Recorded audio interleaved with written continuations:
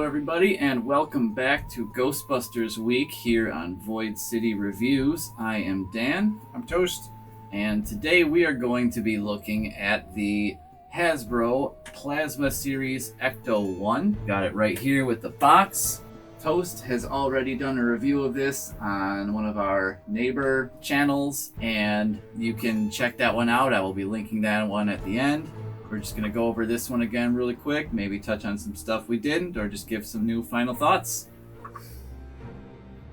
So here it is. This is the Hasbro Plasma Series Ecto-1. Not quite scale with the action figures that are also part of that same series, but yeah, that's the curious thing. It is. It's always been a mystery to us as to why this car is just a little bit too small. It's in theory meant for 3.5-inch scale action figures. But in the past, we have tried with some 3.5-inch scale figures, and even a lot of those are a little bit too big. Yeah. And there are currently no 3.5-inch scale Ghostbusters figures that we are aware of. If you know of them, put it in the comments. I would like to know so I can get some. That being said, though, we have done a review of this over on Shock and Awe Toy Reviews couple months ago. Kind of some mixed reviews on this toy. We just thought we'd kind of recap some things and kind of come back to it after a while, because after it's sat on the shelf for a while and we've got to look at it with fresh eyes, it's growing on us a little bit, but there are still some areas that are, I'd say, problematic for what it is and what the price of it is. I think if we're going to sacrifice the ability to use action figures with it, we could have done a little bit better on some of the details, especially considering how iconic of a movie vehicle this is. Well, this is, so the original is iconic. This is based on Afterlife, which technically hasn't come out yet, but I mean, it's the same vehicle. It's aged, and that's what the paint, so the rust details. This looks like mud based on that instead of rust. So the crackled decal, I don't know what you call this, burn. I don't know what that's supposed to be. Atmospheric re-entry burns? Right.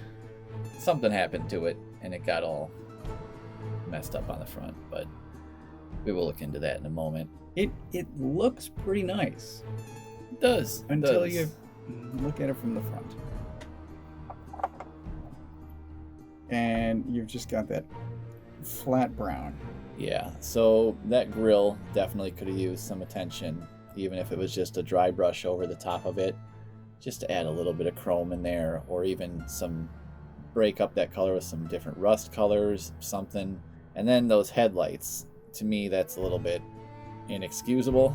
I really wish those were some little clear plastic inserts in there, especially given the other lights on the car. A lot of them are, the little blue ones are, and on the back, even these lights are not, but these ones are some clear plastic, so that's nice. Like, one of my main issues with this car in general is that there are no working lights. I would have loved if the flashers on top worked.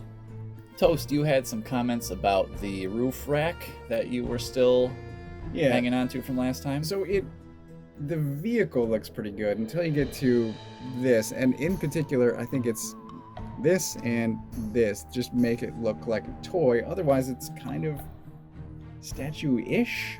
I mean, it's a vehicle, but obviously in the movie it looks pretty similar, but there's just more detail or more paint to it, and given some of the detail that the rest of the car has, even with the speckles and the dirts and the cracked decal, to have the top here, which is one of the most recognizable iconic parts of the car, is the roof rack full of things that what are they even on this Ghostbusters car that they never even use, but makes the car look cool. Yeah. And it just seems like on this version there's just a bunch of shapes thrown together, and I think it either needs more detail or less, and it's confused about what it is trying to do. So either go a simpler, more cartoony route, or go a more realistic route and fix some of the metallic stuff, some of the paint, and the roof rack in general, and throw in some lights. Like, I don't know what sort of business decision went behind this.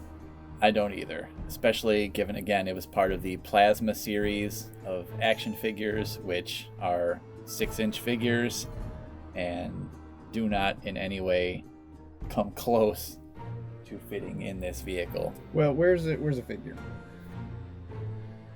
So there's scale. So as you can see, Egon and crew might have a hard time getting into this car. However, if you have this on some sort of shelf and they are in the foreground and you just want the car in the background, that would maybe look kind of cool. That's sort of how I've got it set up. I've just always loved the Ecto-1, so either way I knew I wanted this. I was just disappointed because in advance I did not know that it did not even come close to scaling with the figures of the same line. I think it looks good from the side, hiding the paint issues with the front, and it's a nice enough looking shelf piece. Yeah. Interestingly enough, it does actually have a few features, which are what make it a little more puzzling, because a lot of the features would make it seem that it is made for action figure interaction. Yeah. So some of those being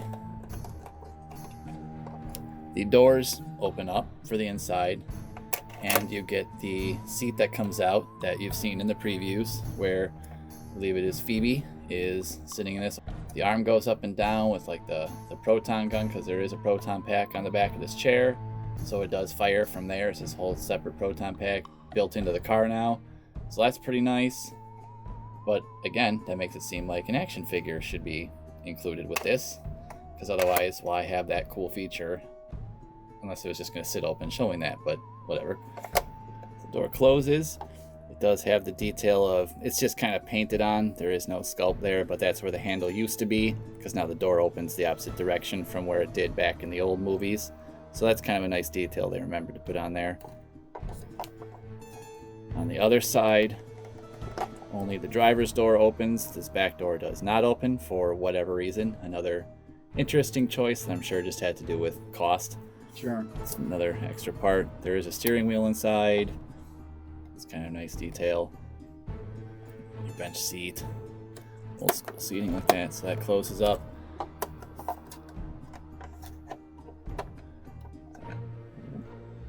The trunk opens as well.